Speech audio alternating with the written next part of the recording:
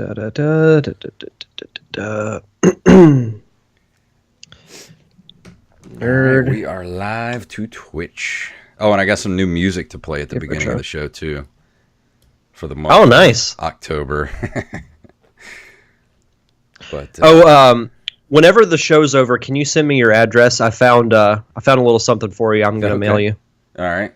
Actually, I'm going to go next weekend. Got a big day. Me and Dorian are going to be going and going to flea markets and garage sales all day. So, because my wife's out of town, so we're like, we're going flea marketing.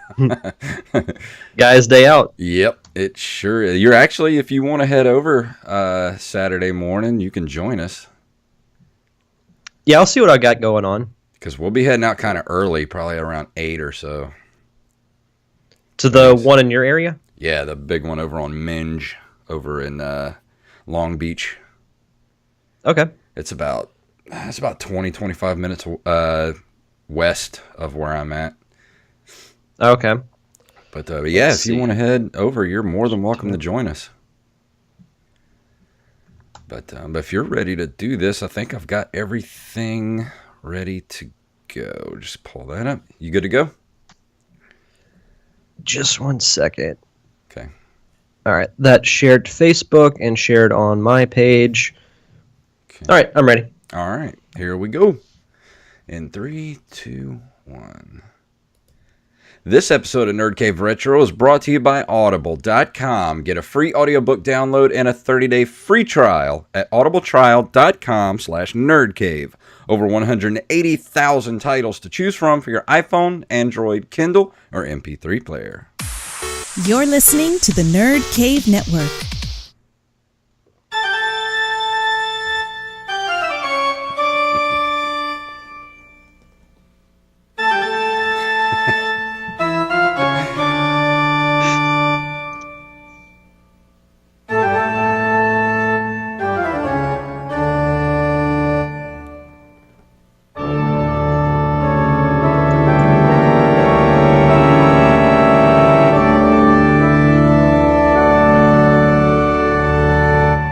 It is Halloween Horror Month for the Nerd Cave Retro Show. My name is Jason Robbins. And I'm Derek Diamond. I had some new music that I'm going to be playing all month long here for the intro of the show. Oh, that was too good. I enjoyed that. That's classic Halloween stuff. Yes, right it there. is. I captured a lot of music today that I'm going to be playing over the course of the month. Of course, there's one that I actually have to see if it's in the public domain and Disney doesn't come and destroy my house for using it. So I got to look that up first before I use it later in the month. But we're here. It's episode 55, and we're going to start talking about horror games for this entire month. Nothing but horror games. And what better way to kick the month off than Derek got a Super Nintendo Classic, and it's got the game that we're going to be talking about tonight, but we'll save that for later. Derek, how was your week, my friend?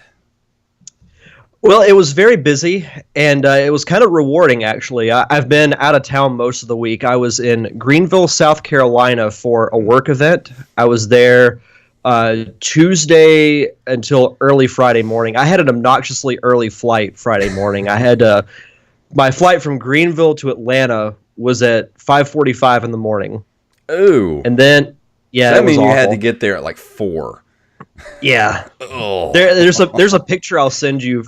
When I went in the airport, there was nobody in there. Oh, I'm sure. No lie, I was the only person in the entire airport. Oh, I remember back in it was scary. I had a flight to Seattle that we left. The flight left at 6 o'clock, so we had to get at the airport at like 3:30 in the morning.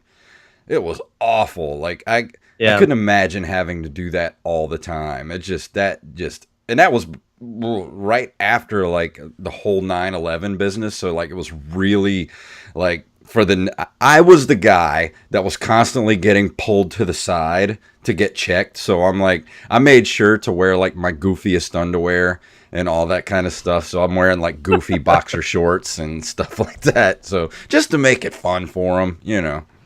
Oh, absolutely. But when I got off the plane, I went to Best Buy and I was able to acquire a Super Nintendo Classic. Yes.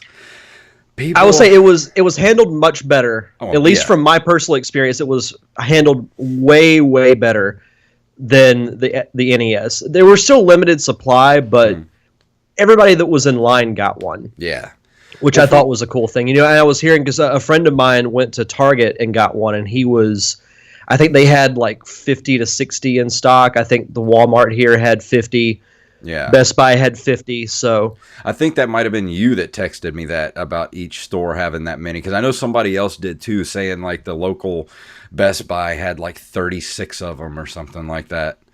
But yeah, a lot of people were sending me pictures, saying, look what I got. And they're like, did you get one? And I'm like, no, I can't really get one this week. I had to actually pay for some other things I had to get first. I had to get some new headshots and stuff because, like we talked about before, I just got a new agent, so I had to get new headshots. I had to pay for that. And I do have money saved, but that's what we call our emergency fund. And I can't really justify the Super Nintendo Classic as being an emergency purchase. So I'm going to have to wait until next week. Hopefully they'll have some more. Well, for those who have the NES, the menu is pretty much exactly the same as the NES Classic for the SNES. You just scroll through, you select your game, you can set saving points, which is really cool for those that, even if it does have a saving point, if you're at a certain area that you want to pick up exactly where you've left off, you have the option to do that. Plays great. I know the Wii Classic controller works with it. And it allows easy access between the game and the home button. Because the one of the few gripes I have about it is if you want to go back to the main menu, you have to get up and hit the reset button to go back to the main menu, which that's what I call a first world problem. Yeah. So, but I've played through a few of the games. One that I'll be reviewing tonight, but I've played through a little bit of Mario World.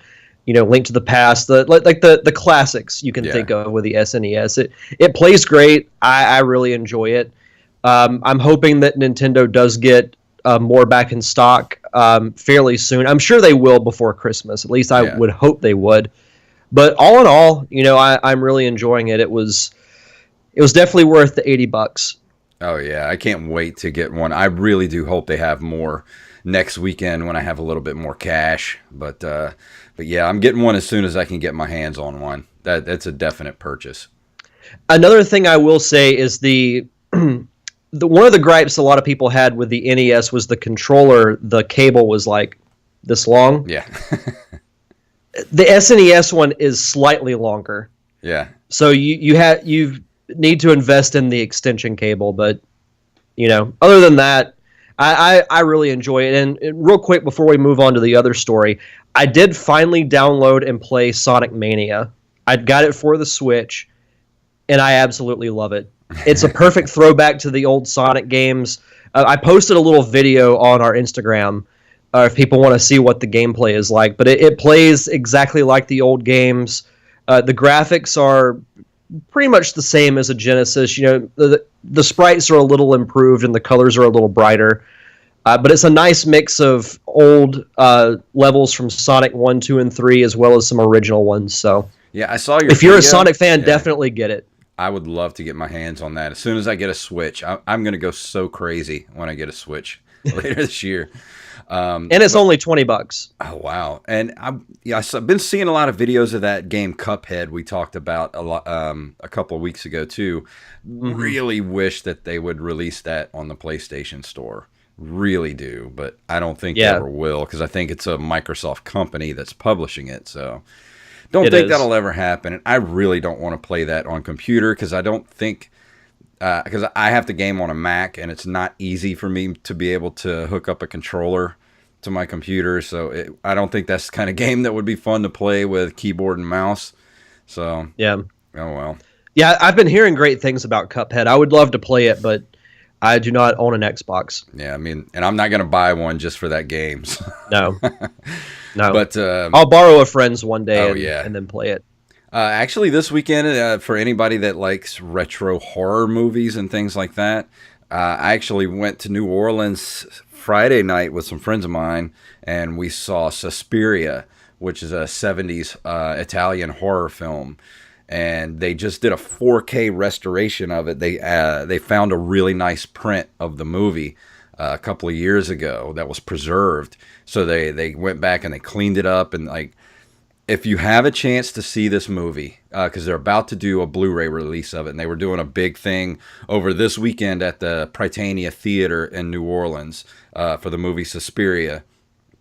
And they had such an awesome sound system, and you know the movie itself looks so good, and it's filmmaking, like it is filmmaking at its finest. You know, the acting's not that great, but the movie itself, like the actual shots in the movie, the sound in the movie, they had the sound cranked in this theater. And just go on like YouTube and look up the music for Suspiria. It's by a band called Goblin. And it is so creepy and just atmospheric. And if you get a chance to see the movie, if it's playing anywhere near you in the next couple of weeks, please go check it out. I implore you to go check it out, especially if you've never seen it before. It's definitely it's a complete assault on the senses. So I would highly recommend going to see that movie in a theater, especially with people that know the movie too. Because I mean, it's so badly acted at points that it's just you can't help but laugh. But it's weird because the movie is so well made, you don't care about the bad acting. Yeah. But it's awesome. I've never seen it, but hopefully I'll get to check it out. Yeah, you should. Even if you get to see just the Blu-ray version of it, I would definitely see it at some point in your life. If you're a movie fan, I mean, just a movie fan in general, you need to see that movie. Sweet. But I got to hang out with some of my old friends from Monsters Anonymous. We all got to hang out yesterday for lunch, so that was nice. Got to hang out with Dusty the Mummy and a couple of the zombies and our behind-the-scenes photographers. So it was a really good day, really good weekend, and I was really tired all day today, so I'm not looking forward to going back to work tomorrow. Yeah, same here. But well, let's go ahead and move into the news for this week. Oh, wrong one.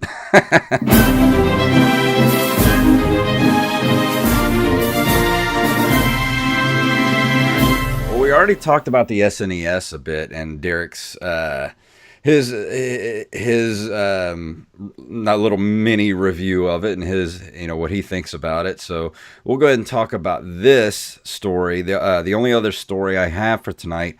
This literally blew up my news feed yesterday, and I'm like, well, I guess we're talking about this. The miniature Commodore 64 is on its way. So, and this is actually at gizmodo.com. Let's see. Let me get where it's like Nintendo's miniaturized NES and SNES. The C64 Mini is what they're calling it. Is a shrunken plug-and-play system that connects to modern TVs with a single HDMI cable, providing a better on-screen image using pixel filters that can also emulate the look of a fuzzy CRT TV. If you miss the days at having to squint to read the screen, finding great or just good games for the Commodore 64 was always a hit or miss affair, and so many of the titles were terrible copies or sloppy ports of games from other systems. But the makers of the C64 Mini claim that they have managed to bundle up 64 titles for the tiny system, with notable classics like California Games and Chips Challenge immediately catching their eye. They're no Super Mario World or F-Zero, but they're enough to rekindle fond, frustrated memories of your childhood. And for $70, it will come with a single joystick controller, and you can connect a second one using one of the console's two included USB ports, or you can plug in a full QWERTY keyboard.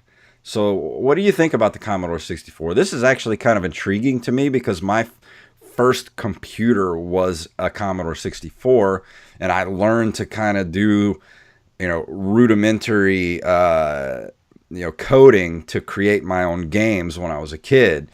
I would never want to go back to have to do that again, to code my own games, but this is really interesting to be able to play the games that you could actually buy for the Commodore 64. The first thing that jumped out to me about this article was the title says, "I'll take this miniature Commodore 64 over a tiny SNES any day." But he goes on to say finding great or good games was always hit or miss. Yeah. And these games are no Super Mario World or F-Zero. Well, if you're saying that, why would you prefer this over the SNES Classic?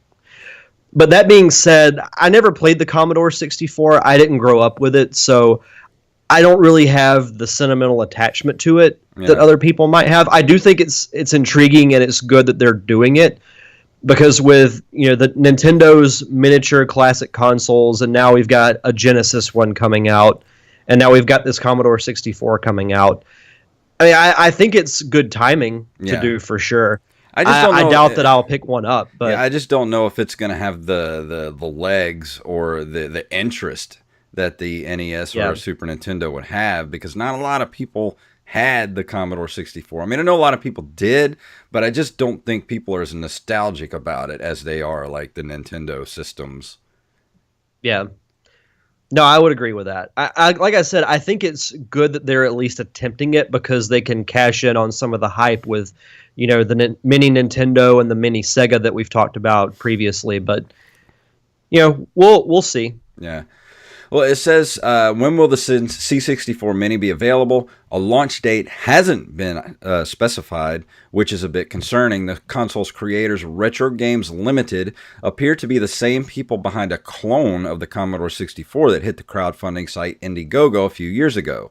That hardware venture, the 64, hasn't shipped to backers yet, despite a promised delivery date of December 2016, and the updates to that project seem to indicate that it won't ship until after the C64 Mini does, assuming it successfully manages to make its way into the hands of consumers eventually. So if this is something that's just straight that you could only get off of Indiegogo, and this is not something that's going to be readily available, say in like Best Buy or alongside the Sega consoles and Intellivision consoles, you can get it like your local CVS.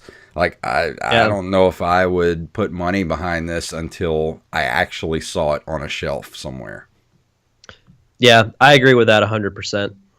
But that's going to do it for the news this week. Let's go ahead and move into this month in video game history. And I'll let you take the first one, Derek. In October of 1981, Frogger is distributed in North America by Sega Gremlin. Who doesn't love Frogger? Oh, yeah, Frogger's great. Classic. Actually, on my Fire Stick, there's a game that's a Frogger clone, and now I can't remember the name of it right off the top of my head.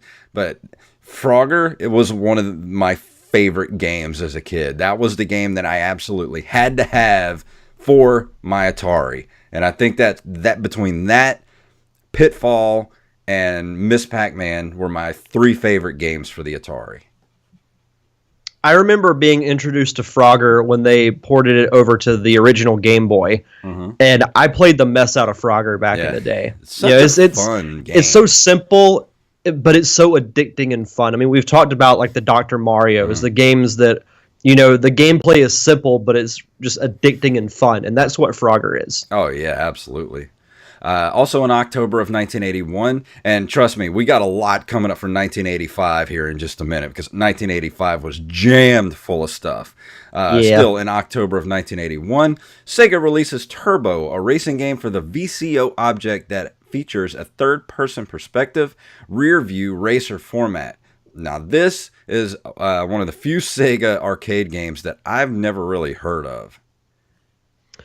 I can't say I've really heard of this one either. Probably seen I'm it, not even I've sure. never played it. I'm not even sure what the VCO object is. Yeah, me neither. I've never heard of that, but there's no link, so I don't have time to go look for it right now. Yeah, same thing with this story here. On October 21st, 1981, Williams Electronics releases Stargate, the sequel to Defender. I do remember. Does this have anything game. to do with the show? No, this is way before the movie Stargate. The people that made Defender was the granddaddy of the side-scrolling shooters because it did a lot of things that you could not do before. Like you could go left or right, backwards and forwards. You had to actually save the people before they hit the ground. That the aliens were picking up off the ground. It was just a really innovative game. And then they put out the second game, Stargate, which was a little more complicated and not quite as user-friendly as Defender was, but it still goes down as a lot of people, love Stargate. The people that really love it, like really, really love it. So I think it was just one of those games that was a little too far ahead of its time. Yeah. But let's see. Now we're starting 1985. Here we go. Get ready, folks. Strap in. In October of 1985, Sega releases Space Harrier by Yu Suzuki and AM2. It further develops the pseudo 3D superscalar sprite scaling graphics of Hang-On and features an analog flight stick for movement, with the ability to register movement in any direction as well as measure the degree of push, which you could move the player character at different speeds depending on how far the stick is pushed in a certain direction. I really liked Space Harrier when I was a kid. I wasn't too much of a fan of it when it hit the home console. I don't think I ever really played it. I might have played it on a store, demo. But as far as Space Harrier in the arcade, that game was fun. It looks fun. I never played it, but I'm looking at a couple of screen caps here, and it definitely has that arcade, like 80s arcade feel to it. Oh yeah. I'd love to look up some video of this to check it out. And I love the on the Wikipedia there's the European arcade flyer. Mm-hmm. It looks like you cross like a medieval setting in Tron. Let me look at. Oh yeah, yep.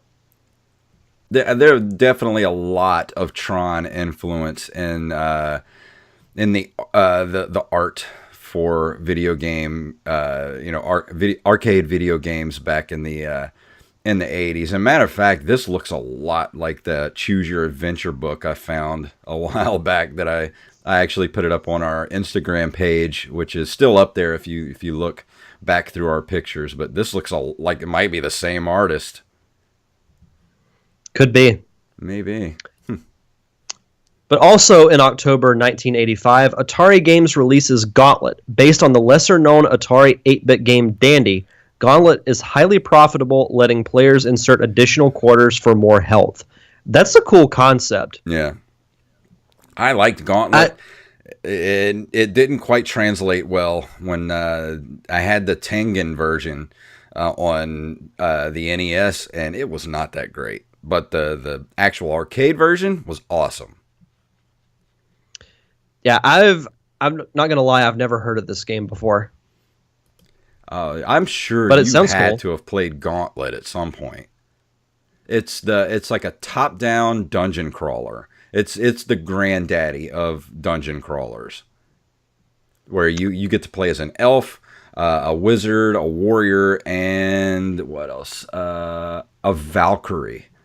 Yeah, because I remember there's another show I listened to where they actually clipped the voice part of this game with like Valkyrie needs food badly, and then you like pump in another quarter, and your health goes back up to full.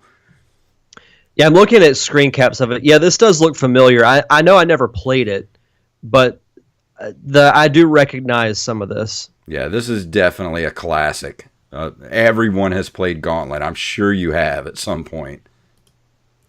Maybe I have. I just can't remember.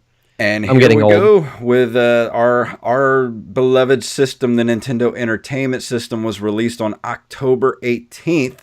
The export version of the Famicom is launched for a limited test market in the United States, which was New York, along with the ROB, Robotic Operating Buddy Peripheral, which the reason they had ROB was because the video game crash of 1983. They were afraid that the American public would not be so ready to jump back into a home console market. So what they did was they were very, very smart. And Howard Phillips was part of this as well, where they marketed it as a toy and not as a video game system. Hence why they called it the Nintendo Entertainment System, and that's the reason why it looks like a VCR.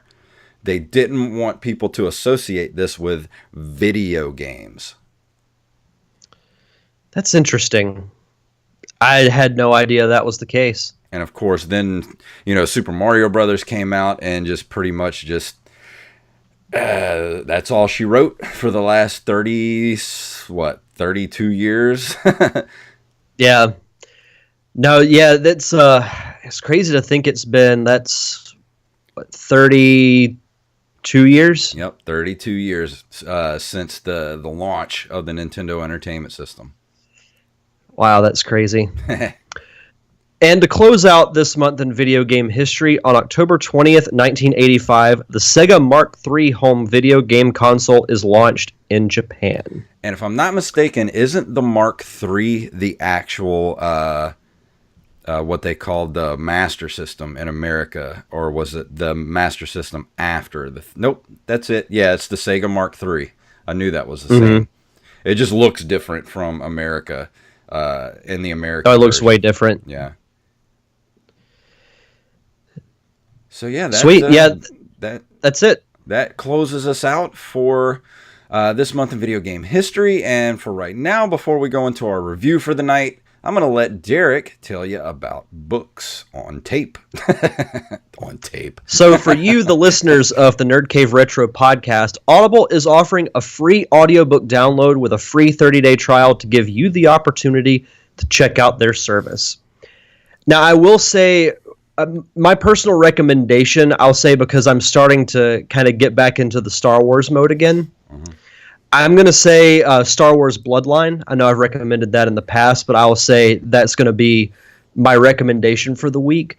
Also, Star Wars Leia is available. I think the Phasma book is either out or about to come out very soon. And at the beginning of November, we will get the Legends of Luke Skywalker to finally fill in some of the gaps as to what he's been doing. Well, it's about since damn time. Return of the Jedi. I know. In every book, it's like, oh, he's off doing Jedi stuff. He's off doing Luke stuff. He's at Tashi Station picking up power converters. He's on a deserted island pouting.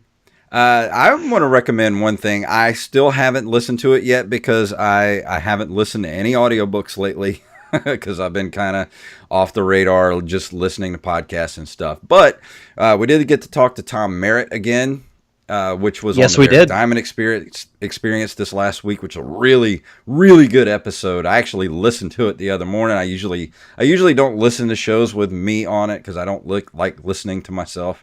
But that was a good episode. I listened to it and enjoyed it a lot. So our friend Tom Merritt has a book on Audible called Pilot X, which I'm going to recommend this week, and I am going to listen to it as soon as possible. Absolutely. Check that one out as well.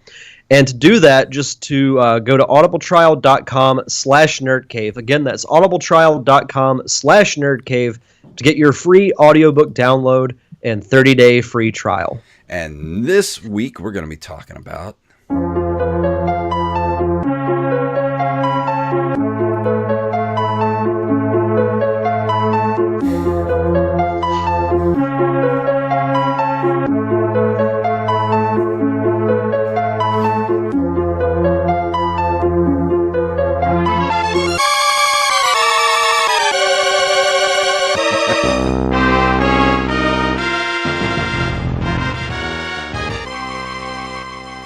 Super Ghouls and Ghosts. Derek, tell us about Super Ghouls and Ghosts this week.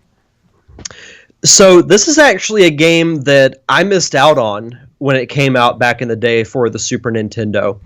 The only memory I have of it, and I don't know if you remember this show, Jason, but some of the people who grew up in the 90s might.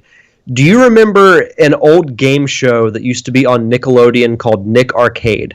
Yeah, I do. I know I watched it a few times, but I don't really remember what it was about though. Really, the concept of it, long story short, was you had two teams with two kids each, and they would basically play video games and try to beat each other's score. And there were some other things involved with it as well, but the main part I remember was they had a choice of like 12 games they could play from, and they were mostly Super Nintendo and Genesis games. And I remember when I first heard that this was going to be on the SNES Classic, the first thing I thought of was Nick Arcade, because I remember watching these kids play this game on that show, and it looked extremely hard. Oh, it is. So I missed out on it, but whenever I saw that it was going to be on the SNES Classic, I said to myself, that's going to be the first like new game I play, new in quotations, that I never played for the SNES. I'll say, long story short about this game, it's fun, but it is frustratingly hard. After 10 minutes, I turned the system off. That's how frustrated I was with this game, because I just kept getting mutilated by zombies, by dragons that would shoot out of the ground, get washed away by waterfalls. It was, Sarah was sitting on the couch watching me play, and I was like, I've got to stop. I've just got to take a breather, and I'll come back to it. But the game is fun. It's your typical platformer. It's kind of got your medieval / undead zombie type stuff. And to tell a little bit about the plot of the game, or actually first I'll say about the game itself, Super Ghouls and Ghosts is a side-scrolling platform game developed and published by Capcom and released for the Super Nintendo Entertainment System in 1991. It is the third game in the Ghosts and Goblins series. It was included in the video game compilation Capcom Generations Chronicles of Arthur for PlayStation and Sega Saturn. It was also remade for the Game Boy Advance, Wii and Wii U Virtual Consoles, and then, of course, it was re-released in September as part of the company's Super NES Classic Edition. And as far as the plot of the game goes, the player takes the role of the knight Arthur, who must once again rescue the princess from demons. You'd think he'd learn the first time. I know, it's like we're getting into Princess Peach territory here. The antagonist this time is the Emperor Sardius, hopefully I'm pronouncing that name right, who has kidnapped the princess in order to obtain the whereabouts of the goddess's bracelet, the only weapon capable of destroying him. After making it to his castle, Arthur must return to the beginning where the princess hid the bracelet in order to destroy him permanently. After repeating his journey, oh my god, that sounds awful. I didn't know you had to go back to the beginning. Yeah. It's the same with Ghosts and Goblins that I talked about last year for our October month. You beat the game and you got to go through all over again for a second time. So they used to do insidious shit like that back in the day to stretch out the gameplay. You'd have to go through the game all over again in order to get the true ending to the game. Well, what's funny is at the beginning of the first level, they show they scroll over the map to show like how many levels there are, and then they show the castle. And I was like, well, this game really doesn't seem that long, but now I know it's longer. But I'll say the limited time, of course, I have not beaten this game because I played it for the first time 2 days ago. But I will say the concept of it, I really, really like. I've always had a fascination for medieval settings, and I think that's why, I love Zelda at such an early age, is because I grew up on that and then watching, medieval type stuff and doing research when I was in school and everything. I've always been fascinated by like the King Arthur era. And then, obviously throwing in zombies in there. Who doesn't love zombies? Who doesn't love dragons and other things like that? Well, it's the perfect game to play for, especially the month of October with Halloween and everything. It's the perfect setting and the perfect, this is not an easy game. Like, to be totally honest, I probably haven't played this game in easily 2 decades. but I have played the Nintendo version of it, the Ghosts and Goblins. I really want to play this, and when I get my Super Nintendo Classic, I will be playing this game. But I remember very vividly how freaking hard this game is. So, if you want that challenge and that Halloween feel, it's the perfect game to play for the month of October. I'll make a confession. I played through a few times and just kept dying and dying and dying. So I feel ashamed as a gamer to say this, but I feel like I have to be honest. I put it on beginner mode and still struggled to beat the first level. Do not feel bad at all. Like, you do not lose any gamer cred, because this game, I'm telling you, it's still difficult in beginner mode. Yeah, it was made to be that brutal. It's awful, but it's so fun at the same time. Like, it makes me angry to the point where I want to keep playing it until I beat it. But to go a little bit more into the gameplay, obviously you play as the Knight Arthur. You start out with a suit of armor, and you have different weapons that you can collect and use. You have, your swords that you throw. They're all projectiles. Yeah. You have your sword. You have a javelin. You've got a bow and arrow, which if you don't have like the powered up version, I can't stand it because you can't really hit anything with it. My favorite though is probably the torch, where you throw flames and they just go across the ground. I think that's pretty much the best weapon in all of the Ghouls and Ghosts, or Ghosts and Goblins, whatever you want to call it. That series of games, I think that's pretty much the best weapon to use. The javelin is pretty cool too. I like the powered up version. But you start out, you have just a normal suit of armor, and you can upgrade it up to 3 times. You have the bronze version, then you have a gold version, and then your last upgrade is you basically have a bigger shield, and it protects you from hits. Because any other armor you wear, if you get hit once, it's just Arthur in his boxer shorts. And then obviously if you get hit again, you turn into a pile of bones and a skull. Yeah. But like I said, the gameplay is not that complicated. I mean, it's your typical platformer. You kill enemies, jump on top of things, collect treasures. The plot is really cool.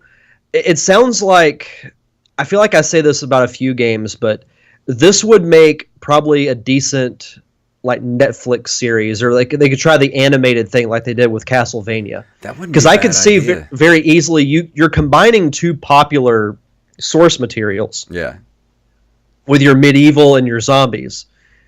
Why not do, if you can even just call it Ghosts and Goblins, just do like a 4-episode run like you did with Castlevania. And I think that wouldn't be a terrible thing to do with a lot of things, because you're not really risking anything by doing that. Yeah, I think you could add a lot more humor in too if you were to do this game as a Netflix series. And this would be one that you could kind of get away with only doing like a 4-episode run or like a 6-episode run, and then that just be kind of the whole thing.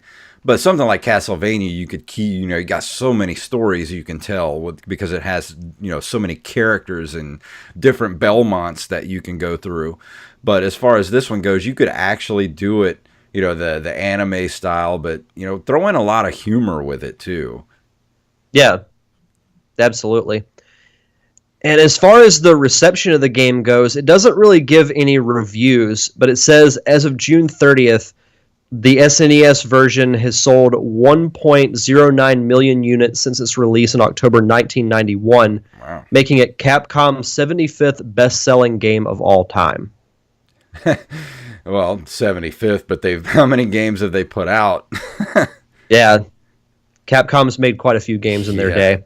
Actually, Capcom was probably one of the best publishers in the 80s and 90s. Oh, yeah.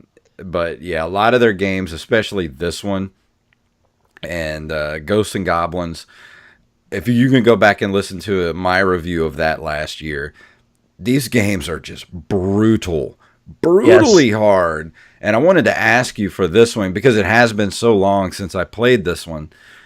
Are they as stingy with the power-ups as they are in the NES version of the game.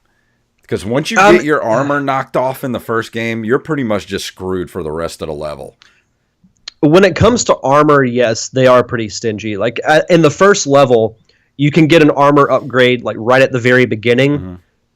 But again, if it's anything other than the ultimate upgrade, if you get hit once, it's all knocked off. Yeah. The weapons you can find those fairly common, but the armor is pretty stingy. Like if you get it knocked off once, you're pretty much screwed.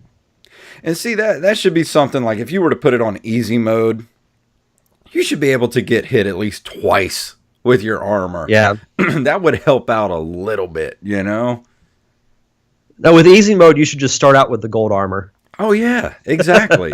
I mean, but I understand that these games are ports of arcade games, and the whole point of arcade games is to get you to keep pumping in quarters. So these games are way harder than they need to be, and they're designed that way to keep you from putting quarters in the machine. But come on, man, when you're doing these ports to the home system, you don't have to keep it that hard, or at least, you know, one of the good things about the game is it's pretty much unlimited continues.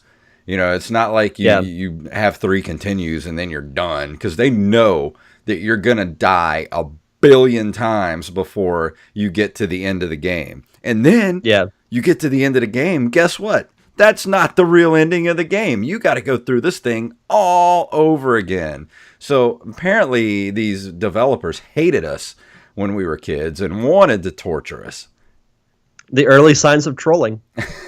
Exactly. But you know what? It made us grow up to be very stout adults, to be able to handle failure better than most. No, absolutely. But no, I mean, it's tough. It's tough to give a number review just because my time with this game is very limited. I mean, it's ridiculously hard. That's the point I think that we've really hit home. But the gameplay and the concept of it, I actually think is really fun. So my very early review, I would probably give it like a 7, because I think the difficulty is a little bit admirable. Yeah, but frustrating at times. But that's a word for it.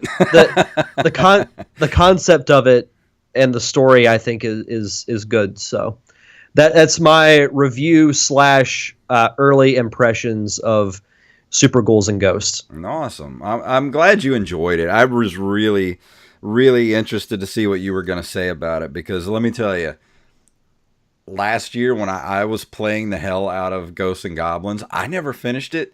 And even if I did get to the end, and even knowing that I would have had to go through it all again, even just getting to the end, I would have stopped right there. Because there's no way I could have sat and gone through that whole game again and not gotten driven crazy. There's no way. I'm too old for that shit. Don't get me wrong. I think you're totally right. I think it deserves a 7. And it's the perfect game. One of the perfect games you can play for the month of October. Absolutely. And in 2 weeks, my next review will be a game that's also for the SNES Classic, Super Castlevania 4. Yes, I can't wait to hear that one. It has been a long time since I played that game as well. And actually, next week, I am going to be a game that I actually finished. One of the very few NES games that I could actually finish, and I actually finished this. I actually got it last week, and I beat it a few days later. Shadowgate for the NES, I will be talking about. But I will tell the truth, I did cheat because I used a walkthrough to actually finish the game, because I knew if I didn't have a walkthrough or at least some help, there's no way in hell I could have finished that game. There's just way too much going on. And it's just one of those point and click adventure games where there's stuff in that game that people have figured out to advance through the game that I'm like, there's no way in hell I would have figured this out. Like, who does this? So we'll talk about that next week. Looking forward to it. Absolutely. But is there anything else you wanted to talk about before we get out of here tonight? No, just be sure to check out the Podcasting Roundtable. This past week's episode of the Derek Diamond Experience, as we mentioned, with Jason Robbins and Tom Merritt. One of the most fun roundtables that I've done in my entire show's history. It was great. I actually learned quite a bit It was so just fun. listening to both of you talk. Oh, and another thing I wanted to tell people before I plug my stuff, I actually had to... there's going to be a little bit of lesser quality to the audio of the shows because I was doing, higher bit rates and stuff, trying to make the show sound better. The problem is the files were so big, I was running out of room for the month. So I'm going to have to go back down to the smaller bit rates. So it's going to be a little less audio quality, but the show is still going to be, the show. I don't think you're really going to notice it all that much. But if anybody out there does notice a slight audio change in quality of the show, that's why.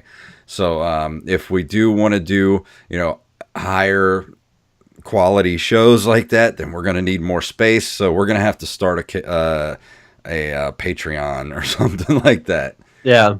But actually, if you would like to listen to the Pop Culture Palette, we talked with Matt Westphalen from the Do It Doug podcast this last week, and he was also the bearded zombie in Monsters Anonymous, and we talked a lot about some behind-the-scenes antics and things like that.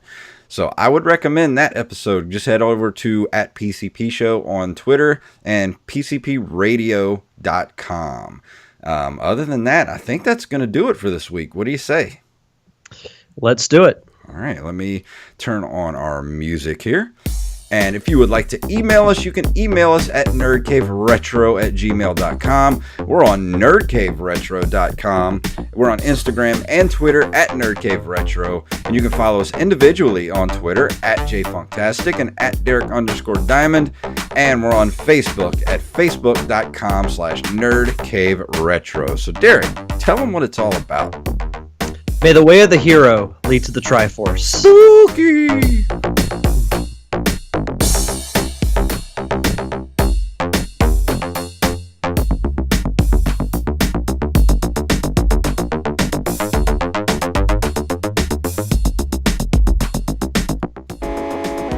You've been listening to a Nerd Cave Network production.